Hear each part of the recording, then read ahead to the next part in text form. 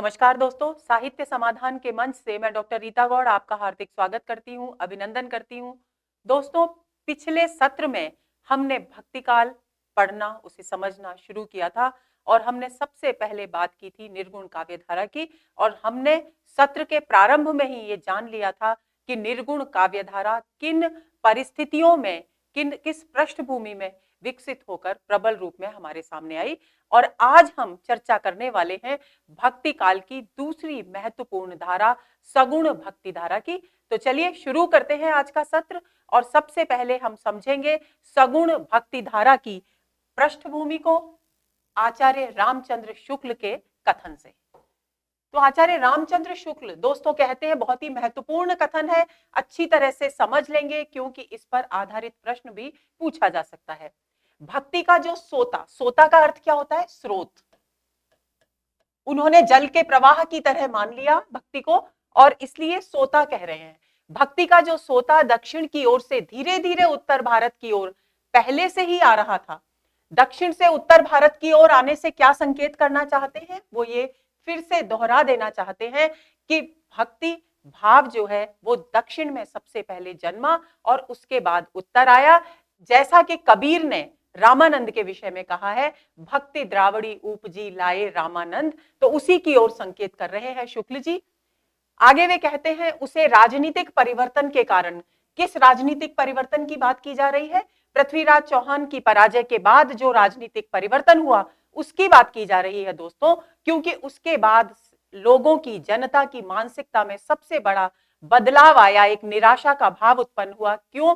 क्योंकि एक महान हिंदू राजा की पराजय का समय था ये, और उसके बाद मुसलमानों के यानी दिल्ली सल्तनत की स्थापना की पृष्ठभूमि प्रारंभ हुई। तो उस राजनीतिक परिवर्तन के कारण यानी अपने हिंदू सर्वशक्तिमान राजा की पराजय के बाद जो एक निराशा और हताशा का भाव उत्पन्न हुआ, जो एक खालीपन लोगों के हृदय में आ गया, उसे जनता के हृदय क्षेत्र में फैलने के लिए पूरा स्थान मिला। और इसी बीच में आई दक्षिण से उत्तर भारत में भक्ति भावना, और लोगों को निराशा और हताशा के चलते एक ऐसे सहारे की, एक ऐसे मनोबल को बढ़ाने वाले सहारे की जरूरत थी जो उनके आत्मविश्वास को जमा सके, बढ़ा सके, जो उन्हें वापस से आशा और उत्साह प्रदान कर सके। और ये कमी किसने पूरी की? भक्ति भाव ने पूरी की। इसी बात को स्पष्ट करना चाह रहे हैं रामचंद्र शुक्ल। आगे चलते हैं। रामानुजाचार्य संवत 1073 ने शास्त्रीय पद्धति से जिस सगुण भक्ति का निरूपण किया था उसकी ओर जनता आकर्षित होती चली जा रही थी। यानी आपको एक बिंदु तो ये याद रखना है कि भक्ति भाव दक्षिण में जन्मा और उत्तर में उसे रामानंद लेकर आए। दूसरा बिंदु ये याद रखना है कि सगुण भक्ति का सबसे पहले शास्त्रीय पद्धति से निरूपण किया रामानुजाचार्य ने। दोस्तों, इसी शास्त्रीय पद्धति की भक्ति के लिए एक और शब्द इस्तेमाल होता है, वैधि भक्ति। इसे भी आप ध्यान में रखेंगे क्योंकि इससे संबंधित प्रश्न भी पूछा जाता है। और जनता इस शास्त्रीय पद्धति से भक्ति भाव जो रामानुजाचार्य के द्वारा प्रतिपादित किया गया उसकी ओर सहज ही आकर्षित होने लगी। गुजरात में स्वामी मध्वाचार्य जी संवत 1254 से 1333 ने अपना द्वैतवादी संप्रदाय चलाया। वे कह रहे हैं कि वे कहना चाहते हैं कि गुजरात के क्षेत्र में यानी भारत के पश्चिमी क्षेत्र में मध्वाचार्य ने इसी परंपरा में, रामानुजाचार्य की सगुण भक्ति धारा की परंपरा में एक द्वैतवादी संप्रदाय की स्थापना की। और ये द्वैतवादी संप्रदाय भी वैष्णव संप्रदाय था, यानी विष्णु के सगुण रूप की उपासना करने वाला संप्रदाय था। अब द्वैतवाद को आगे हम विस्तार से समझेंगे। मैं अभी आपको इतना बता देती हूं, जो आत्मा और परमात्मा को दो सत्ताओं के रूप में स्वीकार करते हैं उन्हीं को द्वैतवादी कहा जाता है, जिसकी ओर बहुत से लोग झुके, यानी बहुत सारे लोग इस संप्रदाय की ओर भी आकर्षित हुए, इसकी शरण में भी गए। देश के पूर्वी भाग में, ये तो बात हुई पश्चिमी भाग की, पूर्वी भाग में जयदेव जी ने, जयदेव जो संस्कृत के कवि हैं जिन्होंने गीत गोविंद नामक कृष्ण पर आधारित काव्य की रचना की थी, आपको याद होगा, जयदेव ने के कृष्ण प्रेम संगीत की गूंज चली आ रही थी। पूर्वी भारत की बात हो रही है, जिसके सुर में मिथिला के कोकिल विद्यापति ने अपना सुर मिलाया। यानी जयदेव के गीत गोविंद को आधार बनाकर उन्होंने भी अपनी पदावली में राधा कृष्ण की प्रेम लीलाओं के सुंदर चित्र प्रस्तुत किए। और सगुण भक्ति धारा यानी वैष्णव भक्ति धारा के मार्ग को प्रशस्त किया। उत्तर या मध्य भारत में एक और ईसा की 15वीं शताब्दी में रामानुजाचार्य की शिष्य परंपरा में स्वामी रामानंद जी हुए, जिन्होंने विष्णु के अवतार राम की उपासना पर बल दिया और एक बड़ा भारी संप्रदाय खड़ा किया। दूसरी ओर वल्लभाचार्य जी ने प्रेम मूर्ति कृष्ण को लेकर जनता को रसमग्न किया, यानी वल्लभाचार्य ने कृष्ण भक्ति शाखा का प्रवर्तन किया। आपको ध्यान होगा सगुण भक्ति शाखा दो भागों में विभक्त हुई, एक रामाश्रयी शाखा या राम भक्ति शाखा और दूसरी कृष्णाश्रयी या फिर कृष्ण भक्ति शाखा। रामाश्रयी शाखा का प्रवर्तन किया रामानंद जी ने और वल्लभाचार्य जी ने कृष्ण भक्ति शाखा का प्रवर्तन किया। इस बात को आप भूलेंगे नहीं। इस प्रकार रामोपासक, और जैसे ही ये शाखाएं विभक्त होकर ये संप्रदायों के सहारे ये भक्ति भाव आगे बढ़ा, वैसे ही रामोपासक और कृष्णोपासक भक्तों की परंपराएं चली, जिनमें आगे चलकर हिंदी काव्य को प्रौढ़ता पर पहुंचाने वाले जगमगाते रत्नों का विकास हुआ। जगमगाते रत्न वे संत हैं कृष्ण भक्ति शाखा के और राम भक्ति शाखा के, जिन्होंने हिंदी साहित्य को अपनी अनमोल कृतियों से समृद्ध बनाया। उसी की ओर यहां संकेत किया जा रहा है। तो इसी पृष्ठभूमि को ध्यान में रखते हुए दोस्तों हम आगे सगुण भक्ति धारा पर बातचीत शुरू करते हैं। सबसे पहले कुछ एक महत्वपूर्ण बिंदु है जो हमें जानने चाहिए। सबसे पहली बात, सगुण भक्ति धारा से अभिप्राय आखिर है क्या? तो साकार ईश्वर यानी ईश्वर का कोई भी रूप कल्पना करके स्वीकार करके अपने हृदय में के उपासक कवियों द्वारा रचित काव्य को ही सगुण भक्ति काव्य कहा जाता है। यानी जब कोई भी भक्त अपने ईश्वर की, अपने आराध्य की एक सगुण आकार में अपने हृदय में कल्पना कर लेता है और उसी के भाव में डूबकर, उसी की भक्ति में डूबकर जब काव्य की रचना करता है, सृजन करता है, तो उसे सगुण भक्ति काव्य कहा जाता है। इसी के आगे इसी संदर्भ में समझ लें, जब राम के सगुण रूप की उपासना करते हैं तो राम भक्ति शाखा विकसित होती है, जब कृष्ण के सगुण रूप की उपासना करते हैं तो कृष्ण भक्ति शाखा विकसित होती है। आगे चले।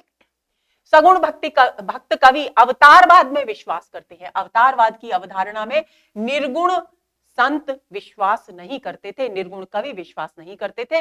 अवतारवाद का मतलब है कि सगुण भक्त कवि ये मानते हैं कि जब जब पृथ्वी पर धर्म का नाश होता है, धर्म का पतन होता है और सज्जनों को कष्ट मिलते हैं, तब उनके उद्धार के लिए, धर्म की स्थापना के लिए ईश्वर यानी ब्रह्म अवतार लेते हैं मनुष्य के रूप में और फिर से धर्म की स्थापना करते हैं, संस्कृति का उत्थान का मार्ग प्रशस्त करते हैं। तो उस अवतारवाद की धारणा में सगुण भक्त कवि विश्वास करते थे। निर्गुण भक्त कवियों का इनमें विश्वास नहीं था। ईश्वर की विविध लीलाओं का गायन करते हैं। एक तो अवतारवाद में विश्वास करते हैं, दूसरा अलग अलग तरीके से ईश्वर की लीलाओं के गीत गाते हैं और वही उनकी भक्ति भाव को अभिव्यक्त करने की प्रक्रिया होती है, उसका जरिया होता है। सगुण भक्ति काव्यधारा के प्रमुखतः दो भेद किए गए, जैसा कि मैंने आपको बताया, कृष्ण भक्ति काव्यधारा और राम भक्ति काव्यधारा। कृष्ण भक्ति काव्यधारा को रागानुगा भक्ति भी कहते हैं। रागानुगा यानी राग पर आधारित, प्रेम पर आधारित भक्ति भाव कृष्ण भक्ति शाखा है। और वैधि भक्ति, अभी मैंने आपको एक शब्द बताया, जो शास्त्रों में भक्ति के जो नियम बताए गए हैं,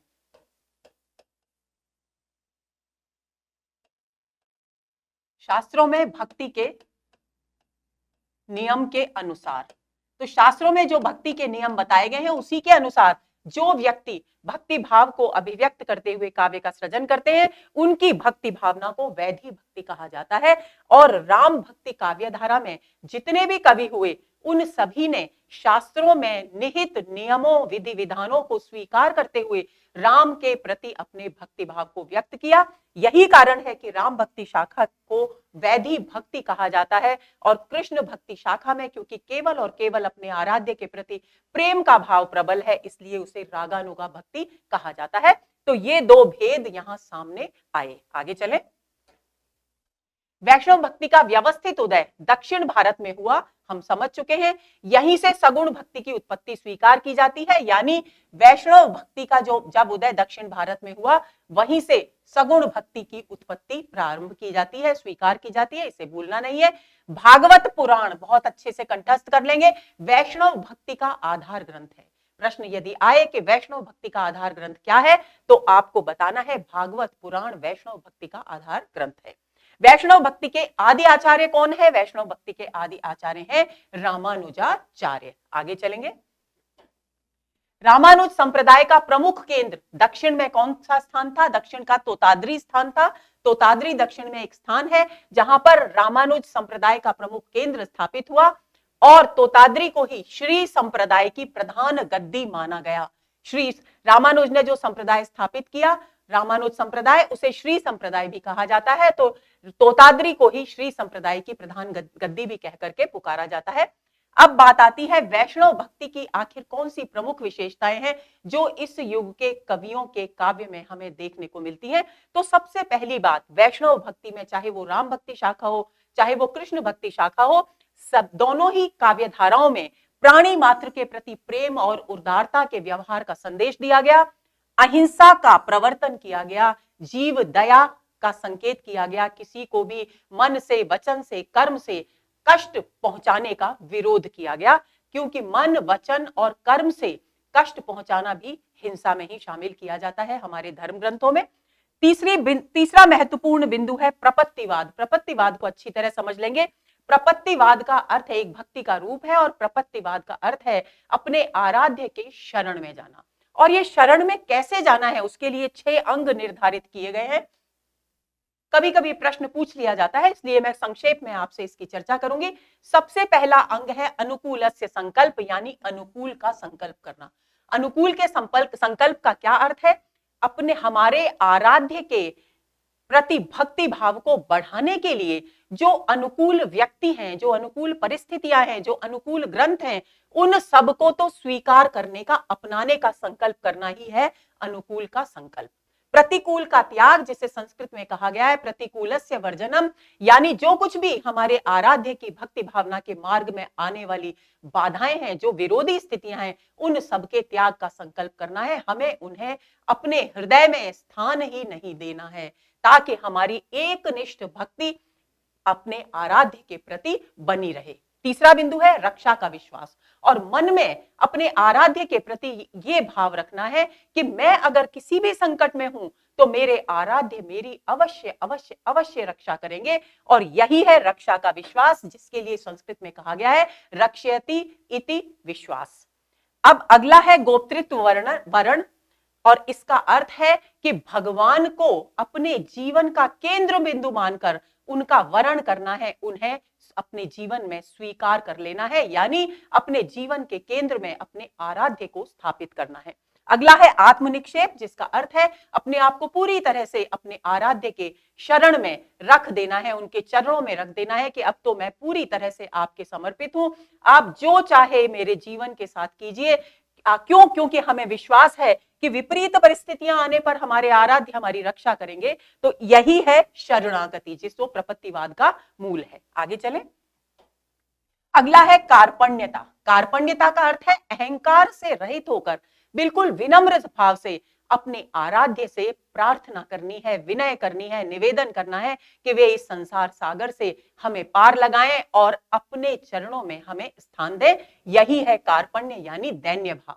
आगे चलते हैं। अब बात आती है राम भक्ति शाखा की। सबसे पहले ये तो हुई सगुण भक्ति शाखा की प्रमुख विशेषताएं, जिनको हम ध्यान में रखेंगे। अब राम भक्ति शाखा में कौन सी विशेषताएं हैं? क्योंकि राम भक्ति और कृष्ण भक्ति दोनों ही शाखाओं में कुछ कुछ भिन्नताएं भी दिखाई देती हैं, तो उनको भी हमें अच्छी तरह समझना है, क्योंकि कई बार इस पर आधारित प्रश्न भी पूछ लिया जाता है। तो सबसे पहला बिंदु है कि राम भक्ति काव्यधारा में राम के सगुण रूप की भक्ति की जाती है। दूसरा, मर्यादा पर बल दिया जाता है। मर्यादा का अर्थ क्या है? व्यक्ति को नैतिकता की सीमाओं में रहने की प्रेरणा देना और समाज को संगठित रखना, समन्वित रखना, ये राम भक्ति शाखा की प्रमुख विशेषता है। यही कारण है कि राम भक्ति शाखा के प्रमुख कवि तुलसीदास के काव्य में समन्वयवाद की प्रवृत्ति बहुत अधिक प्रबल रूप में दिखाई देती है। लोक मंगल की साधना करना। लोक मंगल क्या है? लोक मंगल का अर्थ है हर स्थिति में अपने मन में केवल अपने हित के विषय में, अपने कल्याण के विषय में ही विचार नहीं रखना, बल्कि संपूर्ण विश्व के प्राणियों का, संपूर्ण विश्व का, संपूर्ण सृष्टि का कल्याण हो, ऐसी भावना रखकर साधना करना, भक्ति भाव करना, वही लोक मंगल की साधना है। इसी प्रसंग में एक और बात बता दूं मैं, आचार्य शुक्ल ने तुलसीदास जी को लोक मंगल की साधना के कवि कह करके पुकारा है। अगर प्रश्न पूछा जाए तो आप इस बात को भी ध्यान में रखेंगे। समन्वयात्मक जीवन दृष्टि या उनकी जीवन के प्रति जो दृष्टि है वो एकाकी या बिखरी हुई जीवन दृष्टि नहीं है, बल्कि समन्वय से परिपूर्ण जीवन दृष्टि है। और वो समन्वय किस किस के बीच स्थापित करते हैं? ईश्वर के सगुण और निर्गुण रूप के बीच समन्वय करते हैं, शैव और वैष्णव के बीच यानी विविध संप्रदायों के बीच समन्वय रखते हैं, भक्ति और ज्ञान के बीच जो कि ईश्वर की प्राप्ति के दो मार्ग बताए गए हैं, भक्ति मार्ग और ज्ञान मार्ग।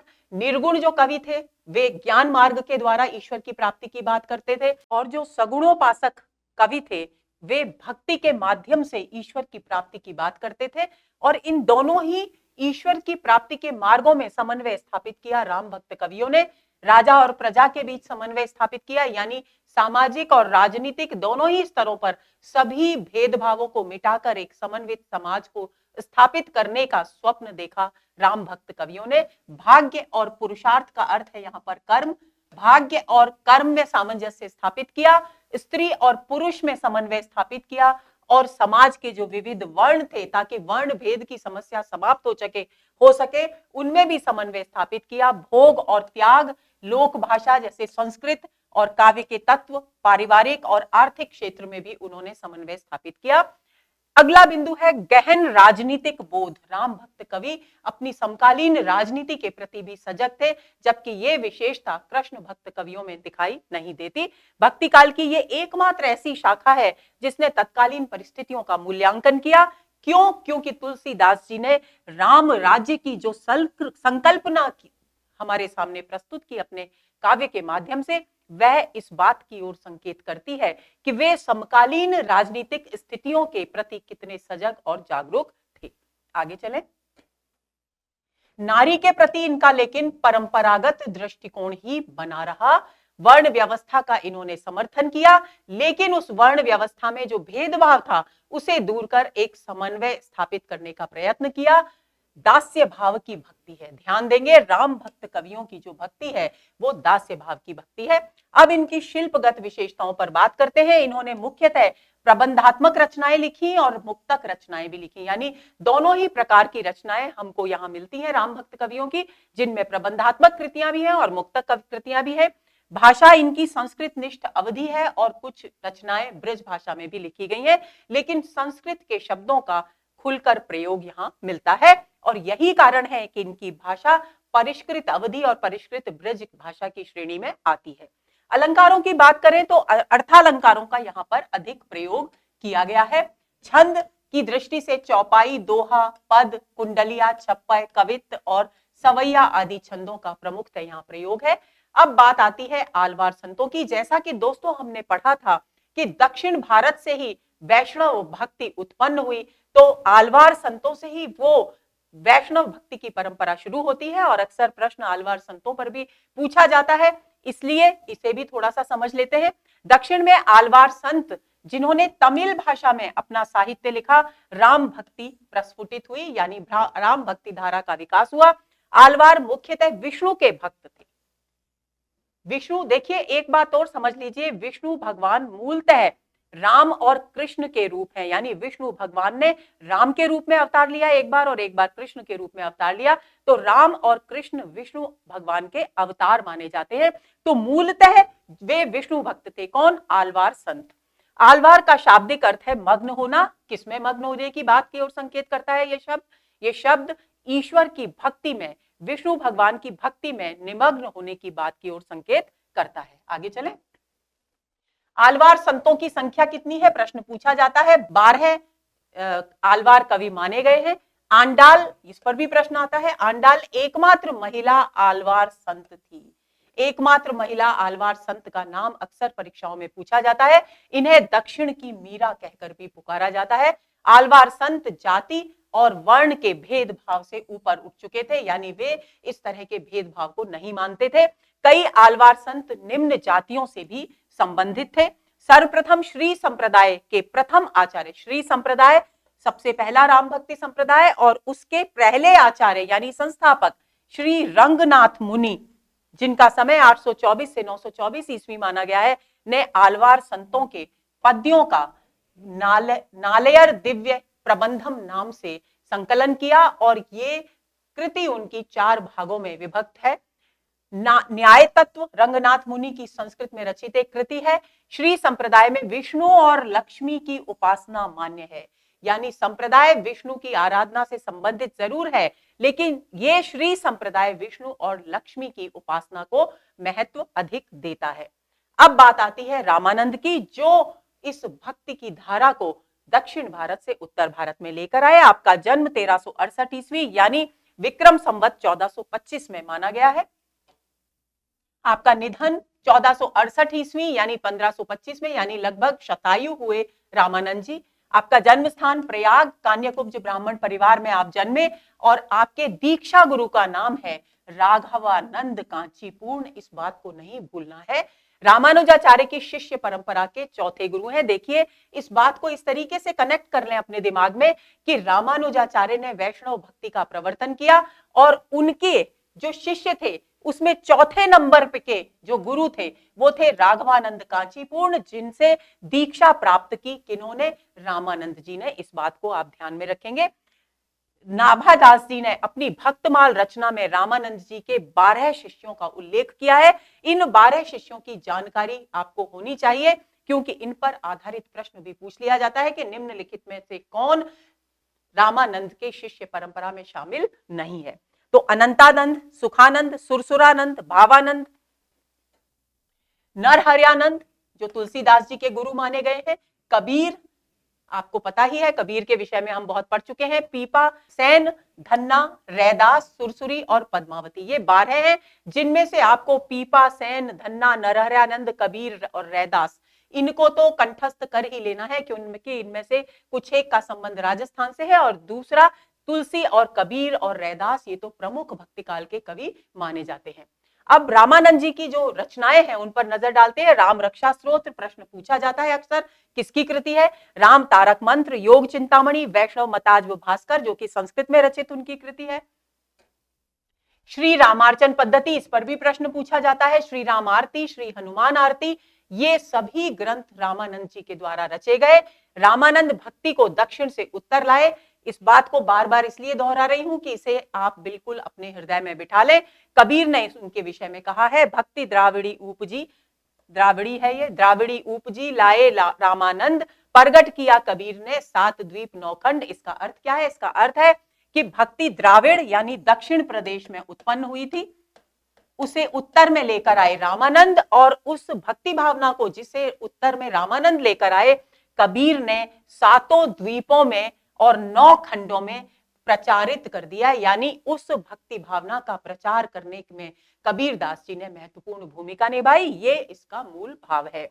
हिंदी में राम भक्ति के पुरस्कर्ता यानी राम भक्ति शाखा को आगे बढ़ाने वाले रामानंद माने जाते हैं। राम भक्ति शाखा को किसने आगे बढ़ाया? रामानंद जी ने आगे बढ़ाया। इस बात को आपको ध्यान में रखना है। आचार्य शुक्ल ने रामानंद को हिंदी राम भक्ति काव्य का पहला कवि माना है। इस बिंदु को कंठस्थ कर लेंगे। रामानंद ने श्री रामार्चन पद्धति नामक पुस्तक में अपनी सारी गुरु परंपरा का विवरण प्रस्तुत किया है। उनके अनुसार रामानुजाचार्य उनसे 14 पीढ़ी ऊपर थे, यानी उनसे रामानंद जी से 14 पीढ़ी ऊपर रामानुज थे, और रामानुज से जो परंपरा में चौथी पीढ़ी के गुरु थे वो रामानंद जी के गुरु थे राघवानंद जी। आगे चलें। रामानंद रामानुजाचार्य से इन अर्थों में अलग है। अब दोनों के भक्ति सिद्धांतों में क्या फर्क है वो भी हमारे लिए जानना जरूरी है, क्योंकि रामानुजाचार्य ने जिस शास्त्र सम्मत भक्ति भाव का प्रचार किया था उसे जनमानस के अनुकूल ढालने में महत्वपूर्ण भूमिका निभाई रामानंद ने। तो ये इन अर्थों में अलग है कि उनकी उपासना पद्धति के केंद्र में बैकुंठवासी विष्णु नहीं बल्कि लोक में लीला करने वाले राम हैं। रामानुजाचार्य ने बैकुंठवासी यानी बैकुंठ यानी स्वर्ग में निवास करने वाले विष्णु भगवान की आराधना की, लेकिन रामानंद ने किसकी आराधना की? संसार के बीच मनुष्य के पुरुष के रूप में लीला करने वाले श्री राम की आराधना पर, उनकी भक्ति पर बल दिया। रामानुजाचार्य के विपरीत रामानंद ने भक्ति के द्वार सब जातियों के लिए खोल दिए, जबकि रामानुजाचार्य ने केवल उच्च वर्ग के लोगों के लिए ही अपने संप्रदाय के ये भक्ति के द्वार खोले थे। लेकिन रामानंद ने वो उदारता दिखाई और उन्होंने ये महसूस किया कि भक्ति भाव पर सबका अधिकार है। समाज के प्रत्येक वर्ग का, चाहे वो उच्च वर्ग हो या निम्न वर्ग, भक्ति भाव पर अधिकार होना चाहिए, क्योंकि ईश्वर समदर्शी है, सभी के लिए समान है। और यही कारण है कि कबीर और रैदास उनके शिष्यों में गिने जाते हैं और उन्होंने उन्हें दीक्षा प्रदान की। तो उन्होंने भक्ति के द्वार सब जातियों के लिए खोल दिए। दो बिंदु आपको याद रखने हैं। रामानुजाचार्य से किस प्रकार भिन्न है रामानंद, क्योंकि वे राम की के लोक में लीला करने वाले रूप की उपासना करते हैं। और दूसरी बात, उन्होंने भक्ति के द्वार समाज के सभी वर्गों के लिए खोल दिए। आगे चलें। रामानंद संप्रदाय की सबसे पहली गद्दी, बहुत ही महत्वपूर्ण बिंदु है, जयपुर से संबंधित है यानी राजस्थान से संबंधित है, प्रश्न पूछा जा सकता है। रामानंद संप्रदाय की गद्दी है गलता में, जयपुर राजस्थान में। अनंतानंद के शिष्य कृष्णदास पैहारी ने स्थापित की। कृष्णदास पैहारी को पैहारी क्यों कहते हैं? क्योंकि वे भोजन के नाम पर केवल और केवल दूध ग्रहण किया करते थे। पय दूध को कहा जाता है, हारी यानी दूध को ग्रहण करने वाले, इसलिए उनका नाम कृष्णदास पैहारी पड़ा, जो गलता गद्दी के संस्थापक थे। आप इस बात को नहीं भूलेंगे। अपने महत्व के कारण इसे उत्तर तोताद्री, हमने पढ़ा था वैष्णव भक्ति का जो जन्म है वो दक्षिण में तोताद्री नामक स्थान पर हुआ, और उसी का केंद्र, उसी भक्ति भाव का केंद्र कहां स्थापित हुआ? जयपुर में गलता नामक स्थान पर। तो इस स्थान को उत्तर तोताद्री कहकर पुकारा गया। अब आपके लिए अगर ये प्रश्न परीक्षा में आए कि उत्तर तोताद्री के नाम से किसे जाना जाता है, किस स्थान को जाना जाता है, तो आपको ध्यान रखना है कि जयपुर के गलता नामक स्थान को उत्तर तोताद्री के नाम से जाना जाता है। पहले गलता की गद्दी पर नाथपंथियों का अधिकार था। नाथपंथियों के बाद कौन आए? रामानंद संप्रदाय की गद्दी यहां पर स्थापित हुई। पैहारी की शिष्य परंपरा में दो महत्वपूर्ण संतों की बात आती है, अग्रदास और कीलदास। राम काव्य धारा के प्रमुख कवि तुलसीदास हैं। दोस्तों, यहां मैं तुलसीदास के जीवन परिचय पर बहुत लंबी चर्चा नहीं करूंगी, क्योंकि बालकांड पढ़ते समय हम उनके जीवन, उनके साहित्य के विषय में बहुत गहरी बातचीत कर चुके हैं। तो तुलसीदास के परिचय के लिए आप बालकांड से संबंधित सबसे पहले वीडियो को देख लेंगे। तो मोटी मोटी जानकारी दोहरा देते हैं कि आपका जन्म संवत है 1589 विक्रम संवत, और आपका जन्म स्थान सोरो एटा माना गया है। कुछ लोग राजापुर बांदा भी मानते हैं, विवाद है इस पर। निधन आपका 1680 में यानी 1623 ईस्वी में हुआ। आपकी माता का नाम हुलसी था, पिता का नाम आत्माराम दुबे था, और आपकी पत्नी का नाम था रत्नावली। आपके दीक्षा गुरु का नाम है नरहरिदास या नरहरियानंद, और आपको जिन्होंने शिक्षा प्रदान की यानी आपके शिक्षा गुरु माने जाते हैं शेष सनातन। और उन्होंने बहुत सारी कृतियां लिखी तुलसीदास जी ने, लेकिन केवल 12 कृतियां ही प्रामाणिक मानी गई हैं। यह भी प्रश्न पूछा जाता है कि तुलसीदास की कृतियों की कितनी संख्या मानी गई है, तो आपको 12 की संख्या को याद रखना है। वे हैं वैराग्य संदीपनी, रामाज्ञा प्रश्न, रामलला नहछू, जानकी मंगल, रामचरितमानस, पार्वती मंगल, कृष्ण गीतावली, गीतावली, विनय पत्रिका, दोहावली, बरवै रामायण, कवितावली। अब बात आती है राम भक्ति धारा के कुछ अन्य कवियों की, जिनमें सबसे पहला नाम आता है विष्णुदास का। आपने वाल्मीकि रामायण का हिंदी अनुवाद किया, सबसे महत्वपूर्ण बिंदु है, प्रश्न पूछा जा सकता है। वाल्मीकि रामायण का हिंदी अनुवाद करने वाले भक्त कवि हैं विष्णुदास। महाभारत कथा ग्रंथ है उनका, स्वर्गारोहण ग्रंथ, रुक्मिणी मंगल, स्नेह लीला। वेद व्यास द्वारा विरचित महाभारत का हिंदी अनुवाद गोकुलनाथ गोपीनाथ ने किया। यानी रामायण का अनुवाद किसने किया? रामायण का अनुवाद किया विष्णुदास ने, और वेद व्यास के द्वारा रचित महाभारत का अनुवाद करने वाले हैं गोकुलनाथ गोपीनाथ। आगे चलेंगे। अग्रदास, जो कि कृष्णदास पैहारी की शिष्य परंपरा में आते हैं, उनका नंबर आता है। उनकी रचनाएं हैं ध्यान मंजरी, राम भजन मंजरी, रामाष्टयाम और उपासना बावनी, पदावली, हितोपदेश भाषा या हितोपदेश उपाख्यान बावनी। ये अग्र अली के उपनाम से रचना करते थे। कौन? अग्रदास जी की बात कर रहे हैं हम लोग। एवं स्वयं को सीता जी की सखी के रूप में मानते थे। बहुत ही महत्वपूर्ण बिंदु है, इसे कंठस्थ कर लेंगे। ये जाति से डोम थे। आगे चलें। तीसरे कवि आते हैं ईश्वरदास। आपने भरत मिलाप, अंगद पैज, सत्यवती कथा, स्वर्गारोहिणी कथा, एकादशी कथा नामक कृतियां लिखी। अगले कवि आते हैं प्राणचंद चौहान, जिनकी प्रसिद्ध कृति है रामायण महानाटक। फिर उसके बाद हृदय राम का नाम आता है, जिन्होंने हनुमान नाटक या राम गीत नामक ग्रंथ की रचना की।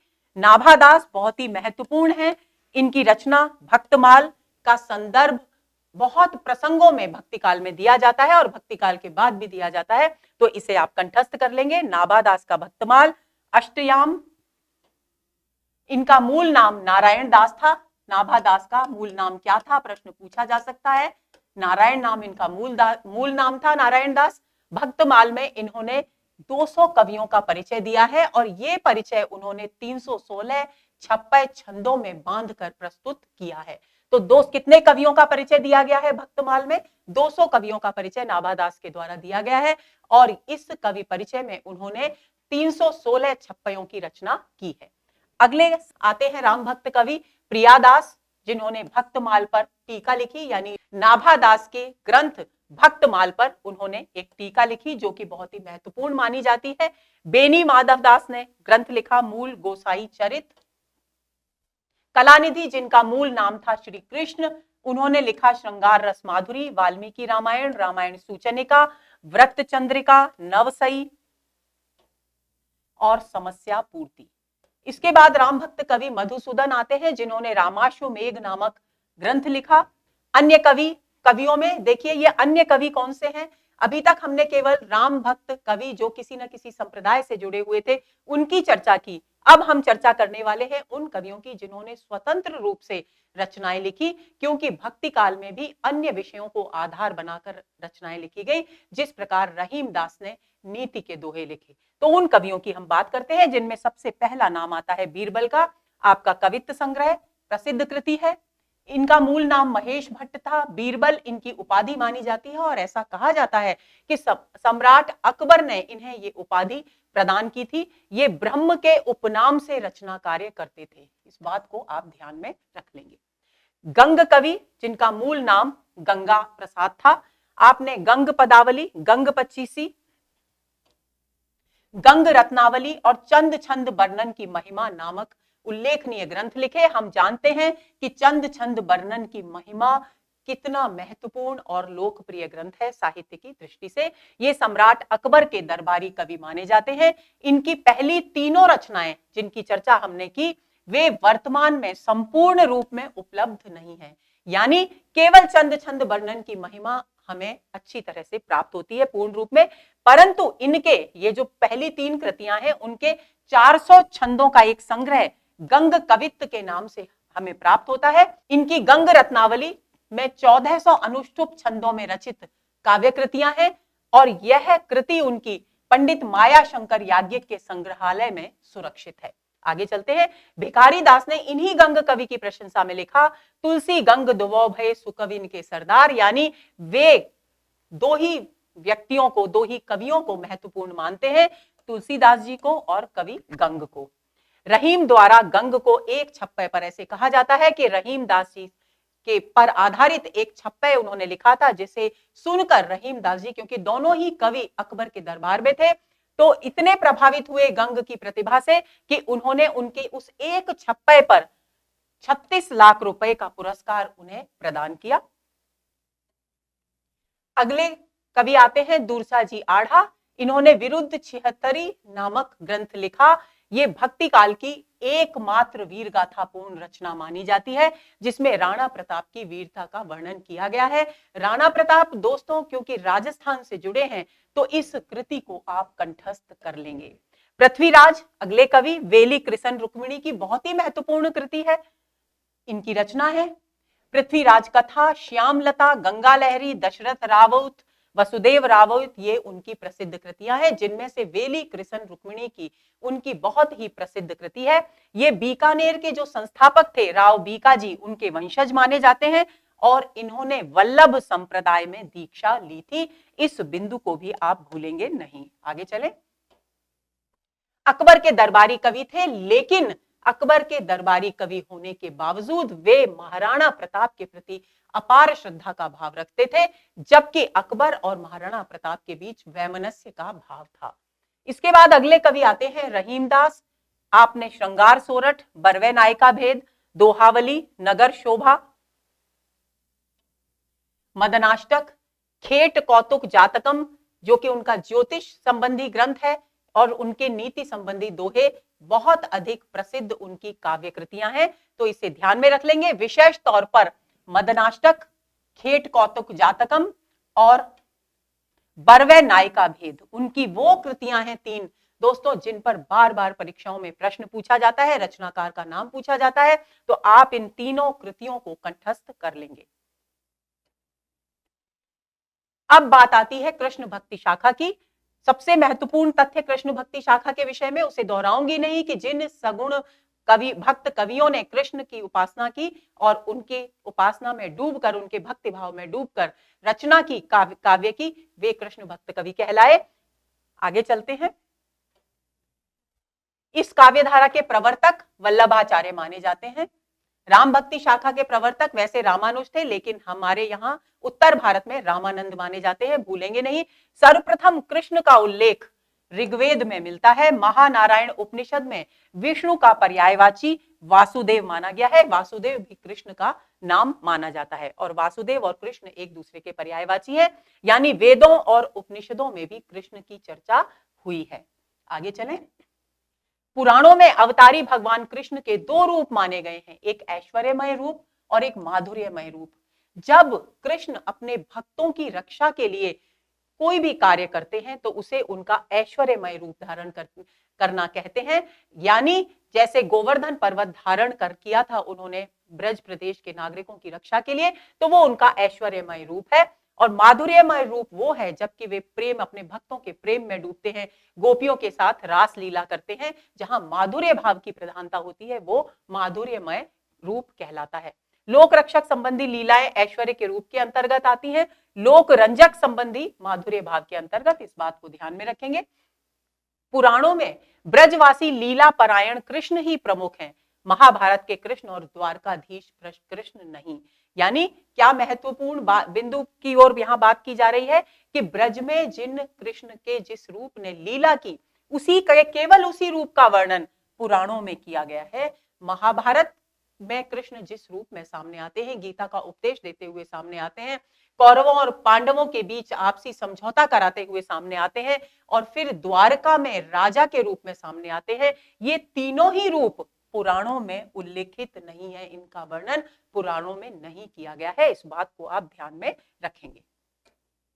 भागवत पुराण के आधार पर प्रथम संप्रदाय माधव संप्रदाय है, यानी कृष्ण भक्ति से संबंधित सबसे पहला जो संप्रदाय है वो है माधव संप्रदाय, जिसमें द्वैतवाद के सिद्धांत पर, कृष्ण की उपासना पर बल दिया गया है। द्वैतवाद में चर्चा कर चुकी हूं, मध्वाचार्य जी ने इसका प्रवर्तन किया था, जहां आत्मा और ब्रह्म की अलग अलग सत्ताएं मानी जाती हैं, दोनों को अलग अलग सत्ताओं के रूप में स्वीकार किया जाता है, उसे द्वैतवाद कहा जाता है।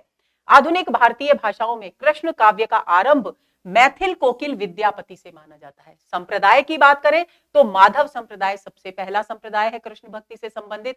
और हिंदी में, आधुनिक हिंदी में कवियों की बात करें, आधुनिक हिंदी नहीं कहना चाहिए, हिंदी भाषा में कवियों की बात करें तो मैथिल कोकिल विद्यापति वे पहले कवि हैं जिन्होंने कृष्ण भक्ति के गीत लिखे। पदावली में राधा कृष्ण की प्रेम लीलाओं का वर्णन है, ये आप अच्छी तरह से जानते हैं, कई बार हम चर्चा कर चुके हैं। बंगाल के वैष्णव सहजिया संप्रदाय में भी राधा कृष्ण भक्ति का वर्णन किया गया है। वहां यहां पर कौन से संप्रदाय में? वैष्णव सहजिया संप्रदाय जो बंगाल में विकसित हुआ, उसमें कृष्ण और राधा को रस और रति नाम से पुकारा गया है। कृष्ण यहाँ रस है और रति है यहाँ राधा। परकिया भाव से राधा की आराधना की गई है। देखिए, जब हम मीराबाई के पदों पर बात कर रहे थे तो वहां कृष्ण की स्वकीय भाव से भक्ति की गई थी। मैंने आपको बताया था कि जब कृष्ण को अपना मानकर कोई भी साधक, कोई भी भक्त अपनी भावनाओं को अभिव्यक्त करता है, भक्ति करता है, तो उसे कहते हैं स्वकीय भाव की अभिव्यक्ति, जैसे कि मीरा की कृष्ण के प्रति थी। लेकिन यहां राधा की आराधना परकीय भाव से की गई है, यानी राधा को कृष्ण की प्रेमिका, प्रेयसी के रूप में स्वीकार करके कि वे कृष्ण की हैं, इस आधार पर स्वीकार करके, पर मतलब दूसरा, दूसरे का जानते हुए, यानी दूसरा कौन, कृष्ण का जानते हुए उनकी यहाँ भक्ति की गई है। यानी कृष्ण से जुड़ी हुई, कृष्ण की प्रेयसी के रूप में यहाँ राधा की आराधना की जाती है। स्वकीय भाव यहाँ नहीं है, इस बात को ध्यान में रखेंगे। निम्बार्क ब्रजमंडल का कृष्ण भक्ति से संबंधित प्रमुख वैष्णव संप्रदाय है। माधव संप्रदाय कृष्ण भक्ति का सबसे पहला संप्रदाय और महत्वपूर्ण संप्रदाय निम्बार्क संप्रदाय है, जिसने ब्रज प्रदेश में यानी मथुरा, वृंदावन और आसपास के प्रदेश में कृष्ण भक्ति का सर्वाधिक प्रचार किया। इस संप्रदाय के आदि उपदेष्टा किसके, निम्बार्क संप्रदाय के आदि उपदेष्टा हंस भगवान माने गए हैं। और ये क्रम इस प्रकार बताया गया है कि सबसे पहले प्रवर्तन निम्बार्क संप्रदाय का हंस ने किया, उसके बाद सनकादि जो ऋषि हैं, सनक सनंदन, उन्होंने इस संप्रदाय को आगे बढ़ाया। उसके बाद नारद मुनि ने इसे आगे बढ़ाया और उसके बाद चौथे नंबर पर आचार्य निम्बार्क ने आकर के निम्बार्क संप्रदाय का बहुत अधिक तीव्र गति से विकास किया और कृष्ण भक्ति का ब्रजमंडल में प्रचार किया। अब इनकी भावगत विशेषताओं पर बात करते हैं। शुद्धाद्वैतवाद और पुष्टि मार्ग, जिसके प्रवर्तक माने जाते हैं वल्लभाचार्य जी। ये प्रश्न भी पूछा जाता है कि पुष्टि मार्ग से संबंधित कौन से भक्त कवि हैं या शुद्धाद्वैतवाद का प्रतिपादन किसने किया, तो आपको याद रखना है कि वल्लभाचार्य शुद्धाद्वैतवाद और पुष्टिवाद मार्ग से संबंधित हैं। मध्वाचार्य ने प्रतिपादन किया द्वैतवाद का और निम्बार्काचार्य ने किया द्वैताद्वैतवाद का। यानी शुद्ध अद्वैतवाद है जो, यानी जहां पूरी तरह से अद्वैत, शुद्ध रूप से अद्वैत माना गया है, वो वल्लभाचार्य जी के द्वारा प्रतिपादित किया गया। जहां आत्मा और ब्रह्म को द्वैत के भाव से देखा गया है, मध्वाचार्य जी ने उसका प्रतिपादन किया। जहां द्वैत भी है, दोनों अलग भी है और दोनों एक भी है अंततः, उसको निम्बार्क ने प्रतिपादित किया और उसे कहते हैं द्वैताद्वैतवाद, द्वैत और अद्वैतवाद। आगे चले। लीला में अखंड विश्वास, कृष्ण के लोक रंजक रूप और माधुर्य से पूर्ण लीलाओं का यहाँ पर चित्रण किया गया। वात्सल्य का भी यहाँ व्यापक चित्र देखने को मिलता है। प्रेम की विराट यहाँ कल्पना की गई है, क्योंकि संयोग और वियोग जो प्रेम के दो पक्ष हैं, उनका विस्तृत चित्रण इस काव्य में यानी कृष्ण भक्ति काव्य में मिलता है। भ्रमर गीत को लेकर, भ्रमर गीत प्रसंग जो श्रीमद् भागवत महापुराण का प्रसंग है, उसके से संबंधित मौलिक उद्भावनाएं यहाँ पर कवियों के द्वारा की गई। और राम राज्य, राम भक्ति काव्य जिस प्रकार अपनी समकालीन राजनीति से संबंधित था, उसके प्रति सजग था, राम राज्य की कल्पना दी तुलसीदास जी ने, उसी तरह से कृष्ण भक्ति अपनी समकालीन परिस्थितियों से उतना अधिक संबंधित नहीं था। इनका बहुत कम समकालीन जीवन से संबंध रहा, इस बात को याद रखेंगे। नारी मुक्ति की प्रस्तावना दी, वहां नारी का, राम भक्ति काव्य में नारी का परंपरागत रूप चित्रित किया गया, लेकिन यहाँ गोपियों के माध्यम से नारी मुक्ति की पृष्ठभूमि तैयार की गई और प्रकृति के साथ रागात्मक संबंधों की स्थापना की गई। अब बात आती है कृष्ण काव्यधारा के जो भी ग्रंथ लिखे गए, जो भी काव्य लिखे गए, उनकी शिल्पगत विशेषताओं की। तो सबसे पहली बात यह है कि वहां प्रबंध और मुक्तक दोनों तरह के काव्य लिखे गए। यहाँ पर अधिक काव्य मुक्तक लिखे गए और प्रबंध काव्य बहुत कम लिखे गए, और जो भी प्रबंध काव्य लिखे गए उन्हें लीला पद कह करके पुकारा गया। और वहां अवधी और ब्रज दोनों ही भाषाओं में साहित्य सृजन हुआ, लेकिन कृष्ण भक्ति काव्य केवल और केवल ब्रज भाषा में लिखा गया। और यहाँ प्रयुक्त जो छंद हैं, दोहा, कवित और सवैया, इन छंदों की यहाँ कृष्ण भक्ति काव्य में प्रधानता है। आगे चले। वहां अर्थालंकारों का प्रयोग था, यहां भी अर्थालंकारों का प्रयोग है। तो यहां इस दृष्टि से ये एक समानता दिखाई देती है। उपमा, रूपक और उत्प्रेक्षा अलंकारों की प्रमुखतः यहाँ पर अभिव्यक्ति हुई है। प्रतीकों का यहाँ सफल प्रयोग हुआ है, जो राम काव्य धारा में उतना अधिक प्रभावशाली नहीं है। और बिंबों का भी यहाँ बहुविध प्रयोग हुआ है, जो ये दोनों ही विशेषताएं आधुनिक काव्य की प्रमुख विशेषताएं हैं, जिनका मूल रूप हम कृष्ण भक्ति काव्य में देख सकते हैं। कृष्ण काव्य परंपरा के प्रमुख संप्रदायों पर बात करते हैं।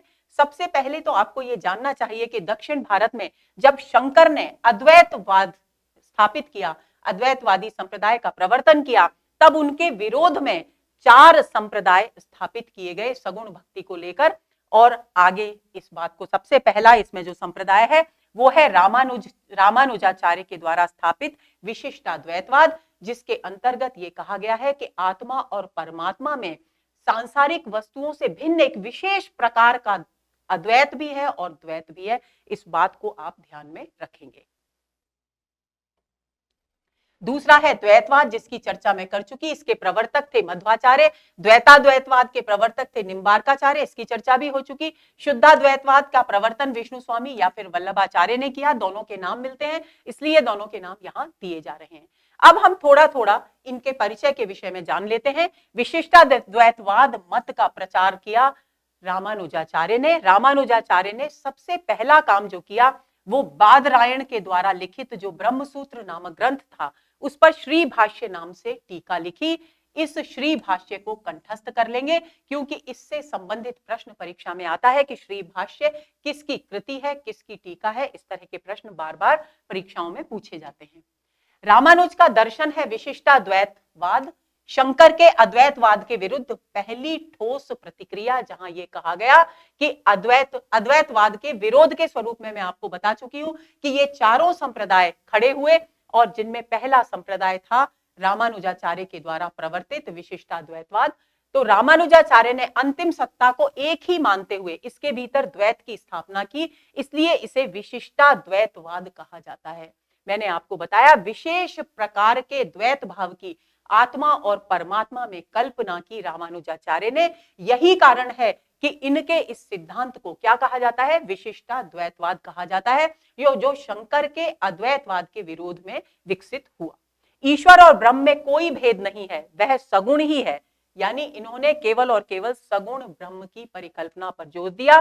सत्य, चित और आनंद उस सगुण ईश्वर के गुण माने।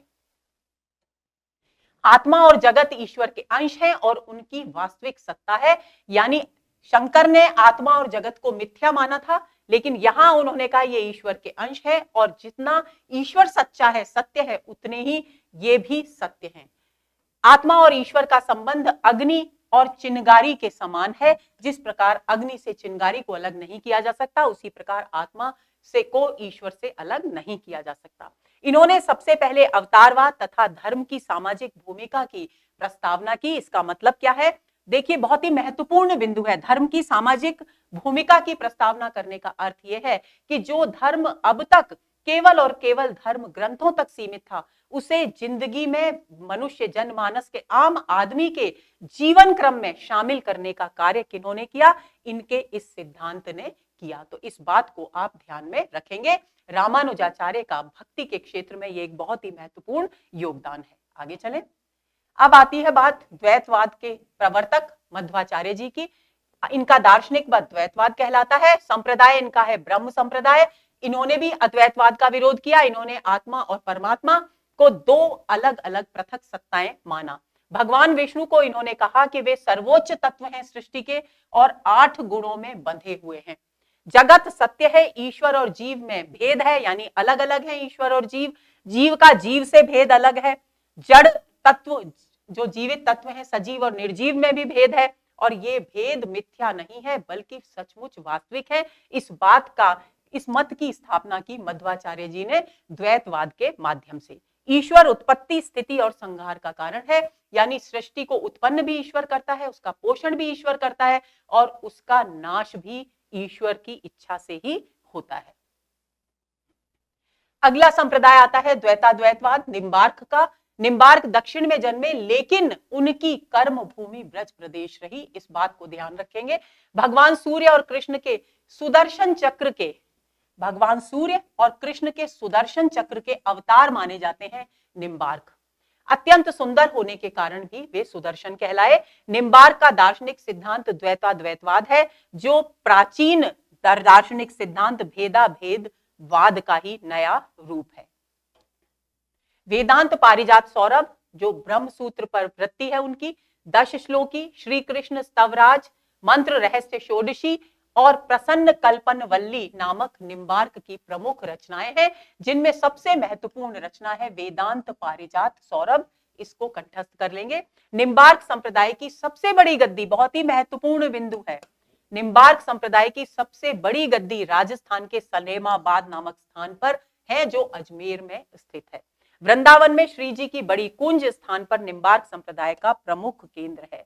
इन दोनों बिंदुओं को आप ध्यान में रखेंगे।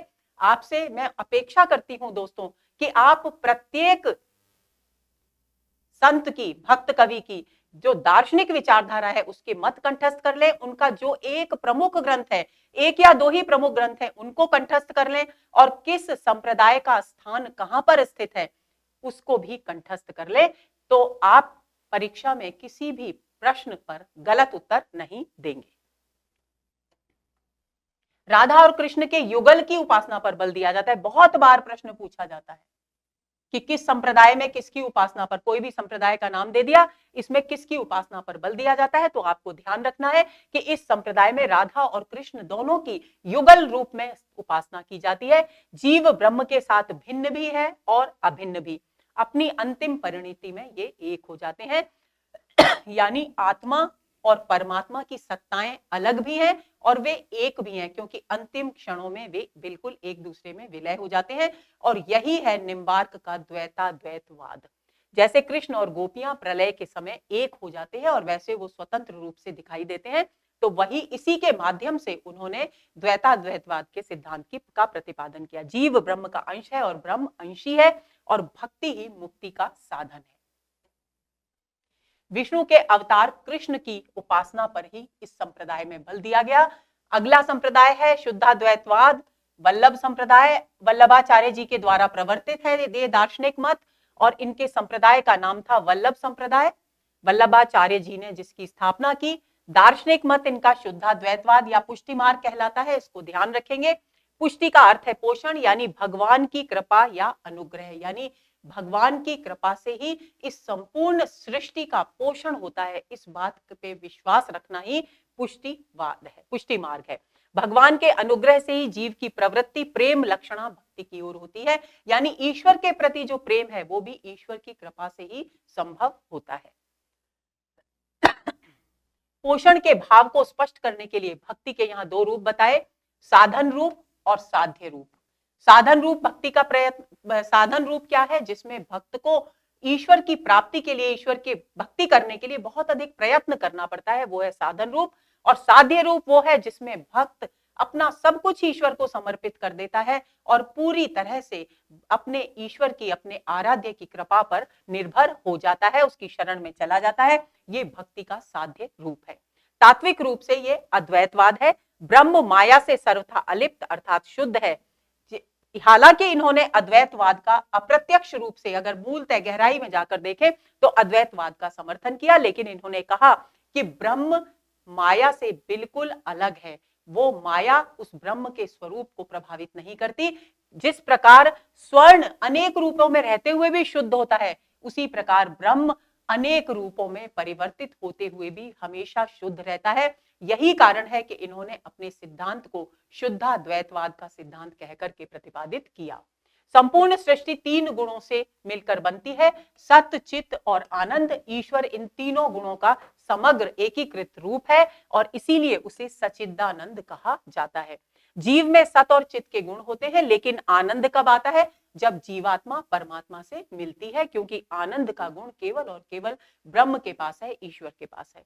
जिस प्रकार ईश्वर शुद्ध है, उसी प्रकार जीव और जगत भी शुद्ध है। शुद्धाद्वैत दर्शन के अनुसार भगवान को जब रमण करने की इच्छा होती है, यानी विहार करने की इच्छा होती है, तब वह अपने आनंद आदि के गुणों के अंशों को तिरोहित कर स्वयं जीव रूप धारण करता है, यानी अपने अलौकिक गुणों को विलय कर लेता है भगवान तब, और स्वयं जीव का रूप धारण कर पृथ्वी पर आता है। कब, जब उन्हें भगवान रमण करने की इच्छा होती है।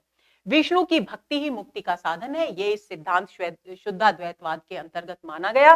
कृष्ण की भक्ति में विश्वास किया, राम की भक्ति में विश्वास व्यक्त नहीं किया। आगे चले। वल्लभाचार्य जी के ग्रंथों पर बात करते हैं। पूर्व मीमांसा भाष्य बहुत ही महत्वपूर्ण कृति है। उत्तर मीमांसा या ब्रह्मसूत्र भाष्य ये भी बहुत महत्वपूर्ण है, और यही शुद्धाद्वैतवाद का प्रमुख ग्रंथ है। इसे भूलेंगे नहीं। इसके रचनाकार का नाम और किस संप्रदाय का ये प्रमुख ग्रंथ है, इसको कंठस्थ कर लेंगे। श्रीमद् भागवत की सूक्ष्म टीका, सुबोधिनी टीका, तत्वदीप निबंध इनके प्रमुख ग्रंथ हैं। 16 छोटे छोटे प्रकरण ग्रंथ जिनका नाम है पुष्टि प्रवाह मर्यादा, ये भी लिखे गए। अब महत्वपूर्ण बात यह है कि वल्लभाचार्य जी के जो पुत्र थे विट्ठल नाथ जी, उन्होंने अपने पिता के ग्रंथों की टीकाएं लिखी और इसके अतिरिक्त अपने पिता के ग्रंथों की टीकाएं लिखने के अतिरिक्त उन्होंने विद्वन मंडल और भक्ति निर्णय, श्रृंगार रस मंडन आदि ग्रंथों की स्वतंत्र रूप से रचना भी की। उनके विठलनाथ के ग्रंथों में श्रृंगार रस मंडन बहुत महत्वपूर्ण है, इसे कंठस्थ कर लेंगे। वल्लभ संप्रदाय में अष्टयाम सेवा का उल्लेख है। अष्टयाम सेवा यानी 8 पहर की भगवान की सेवा, जिसमें मंगलाचरण होता है, प्रातः काल उठते ही भगवान को उठाना, फिर उनका श्रृंगार करना, फिर उन्हें ग्वाल बालों के साथ विहार करने, विचरण करने के लिए भेजना, फिर राजयोग, उत्थान, भोग, संध्या आरती और फिर उन्हें रात्रि को सुला देना। ये अष्टयाम सेवा है जिसका उल्लेख वल्लभ संप्रदाय में किया गया है। आज भी अगर आपने कभी देखा हो तो बहुत सारे लोग श्री कृष्ण की सेवा लेते हैं और वे इन सभी नियमों का, अष्टयाम सेवा का पूरी तरह से पालन करते हैं। अचिंत्य भेदाभेद एक अन्य दार्शनिक विचार है जो चैतन्य महाप्रभु के द्वारा प्रवर्तित किया गया। चैतन्य महाप्रभु के द्वारा गौड़ीय संप्रदाय की स्थापना की गई और इनका क्षेत्र, कर्म क्षेत्र कहां रहा? बंगाल में रहा, यानी पूर्वी भारत में। आपने अपनी भक्ति में प्रेम, ममता और भावुकता को बहुत अधिक महत्व दिया। इसके बाद एक बहुत ही महत्वपूर्ण संप्रदाय जिस पर अक्सर प्रश्न आता है, इसे बिल्कुल कंठस्थ कर लेंगे, सखी या हरिदासी संप्रदाय। सखी संप्रदाय हरिदासी संप्रदाय का ही दूसरा नाम है और निम्बार्क संप्रदाय की ही एक शाखा मानी जाती है ये हरिदासी संप्रदाय या सखी संप्रदाय। इसके प्रवर्तक स्वामी हरिदास हैं। यह भी प्रश्न आता है कि सखी संप्रदाय के प्रवर्तक कौन हैं? हरिदासी से तो अनुमान लगा लेते हैं बच्चे कि हरिदासी से हरिदास ही होंगे, लेकिन सखी संप्रदाय नाम देकर के अक्सर इसके प्रवर्तक का नाम पूछा जाता है, तो आप याद रख लेंगे। राधा कृष्ण के निकुंज केली रूप की सखी भाव से उपासना की जाती है। सखी संप्रदाय क्यों कहा जाता है? क्योंकि राधा और कृष्ण का जो सख्य भाव है, जो सखा भाव है, जो मैत्री भाव है, उसी को केंद्र में रखकर ये आराधना करते हैं। कौन सा सखी भाव? जो निकुंज यानी वृंदावन के कुंजों में जो वे विहार किया करते थे, रासलीलाएं किया करते थे, उस रूप को सखी भाव से अपने भक्ति के केंद्र में रखते हैं सखी संप्रदाय के गण।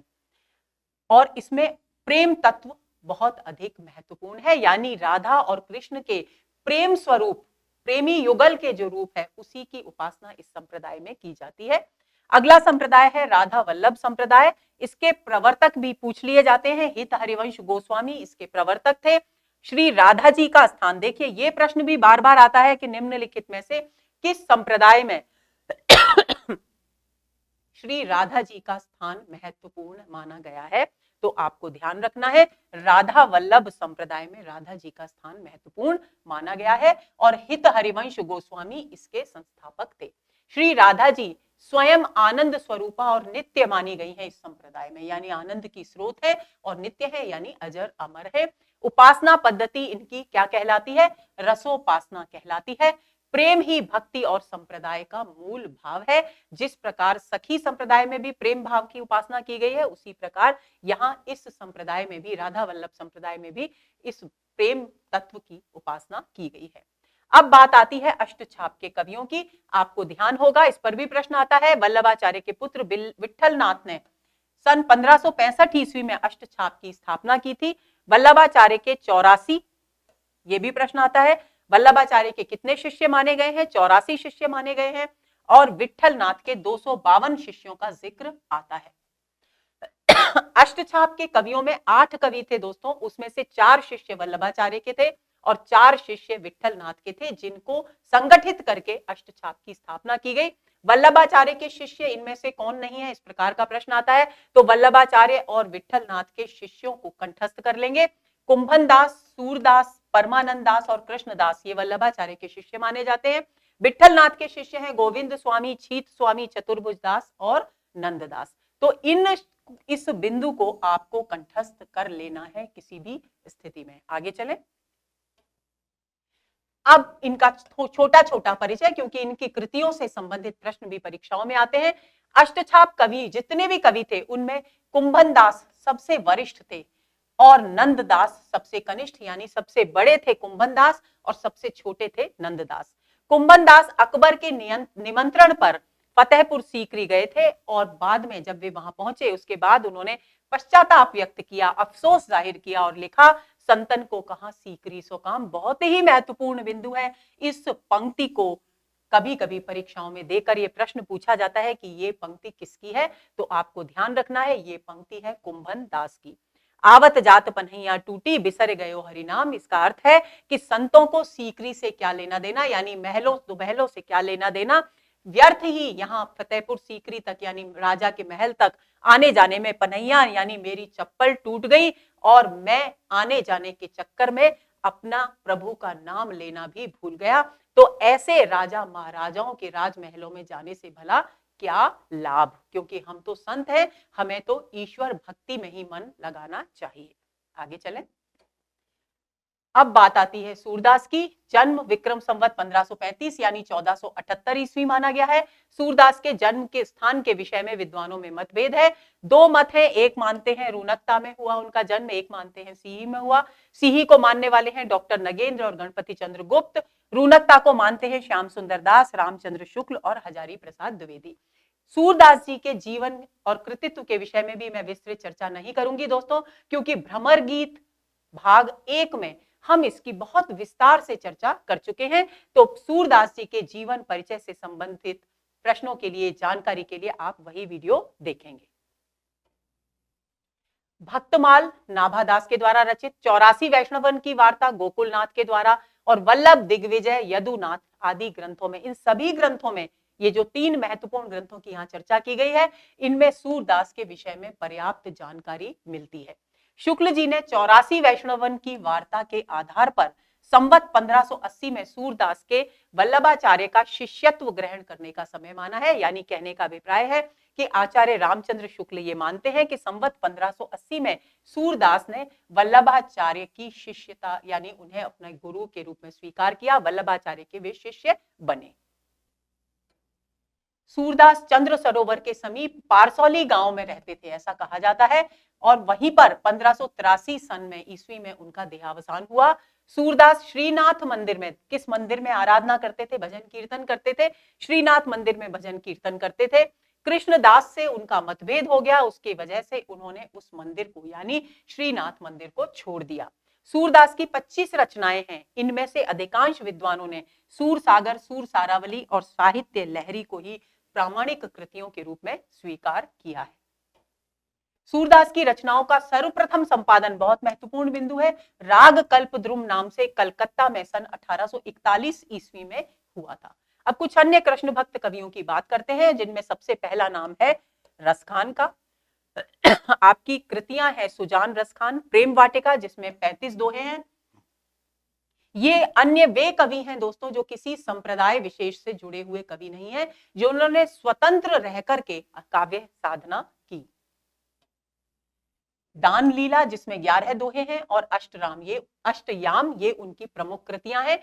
सुजान रसखान उनका स्फुट पदों का यानी छोटे छोटे स्वतंत्र पदों का संग्रह है, जिसमें 181 सवैये हैं, 17 कवित हैं, 12 दोहे हैं और 4 सोरठे हैं। इसके बाद अगली कवयित्री आती हैं राजस्थान की मीराबाई, जिनके विषय में भी चर्चा हम कर चुके हैं। 1498 और 1504 ईस्वी इनके 2 जन्म के समय माने गए हैं। इनका निधन 1563 ईस्वी माना गया है। आपके स्फुट पद नरसी जी रो मायरो, गीत गोविंद टीका, राग गोविंद इनकी प्रमुख रचनाएं हैं, और इनके विषय में विस्तृत चर्चा भी हम मीरा पदावली भाग 1 में कर चुके हैं, तो आप वहीं उसी वीडियो को देखेंगे।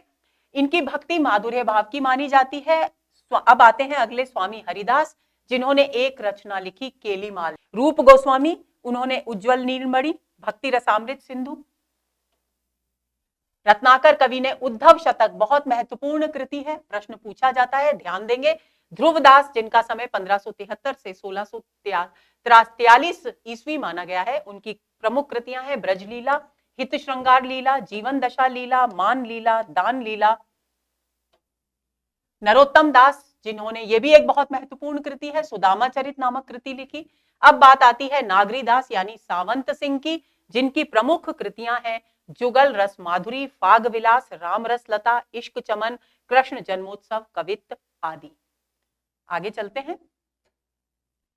प्रिया जन्मोत्सव कवित्त, गोवर्धन धारण के कवित्त, फाग विहार के कवित्त, भक्तिसार और रसिक रत्नावली। दोस्तों इन कृतियों के नामों से ये स्पष्ट जाहिर है कि नागरी दास ने जो भी रचनाएं लिखी वो कृष्ण के जीवन पर आधारित उनकी जो महत्वपूर्ण घटनाएं थी उनको आधार बनाकर लिखी, जैसे फाग विहार, गोवर्धन धारण, प्रिय जन्मोत्सव, ये सब उनके जीवन की अलग अलग घटनाओं को आधार बनाकर लिखी गई कृतियां हैं। तो दोस्तों ये हुआ हमारा आज का सत्र। उम्मीद करती हूं कि सगुण भक्ति धारा के विषय में आपकी जानकारी और अधिक मजबूत हो गई होगी। अगले सत्र का बेसब्री से इंतजार करिए, क्योंकि अब हम चर्चा करने वाले हैं इन पर आधारित यानी भक्ति काल की इन सभी धाराओं पर आधारित प्रश्नों की। तब तक के लिए नमस्कार।